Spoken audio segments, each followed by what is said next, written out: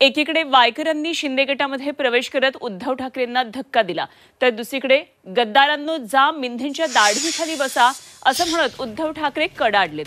पक्ष सोडून जाणाऱ्यांवर ठाकरेंनी निशाणा साधला आणि त्याचवेळी भाजपवर टीका करताना उद्धव ठाकरेंनी भाजपला शिवीगाळ केली. गोरेगावमध्ये शाखांना भेटीच्या वेळी उद्धव ठाकरेंनी हे वक्तव्य केले.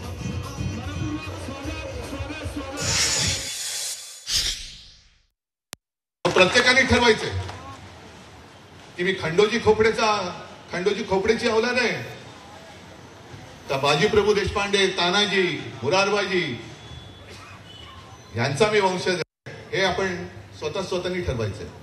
म्हणून जे खंडोजी खोपडेची औलाद असेल, सूर्याजी पिसाळेची औलाद असेल, जा तुम्हाला तिकडे मिंदे बसलाय, जा त्याच्या दाढी खाली जाऊ शकता, कारण तो सुद्धा तीच आहे औलाद. गद्दार म्हटलं तर गद्दारच.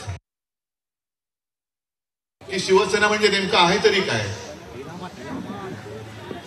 जो काही आता भाडखाऊ जनता पक्ष आहे, हो मी बीजेपीला भाडखाऊ जनता पक्षच म्हणतोय, कारण यांच्यामध्ये कोणी नेता उरलेला नाही, विचार नाही, कोणी आदर्श नाही, म्हणून अशोक चव्हाणाने घेतलं.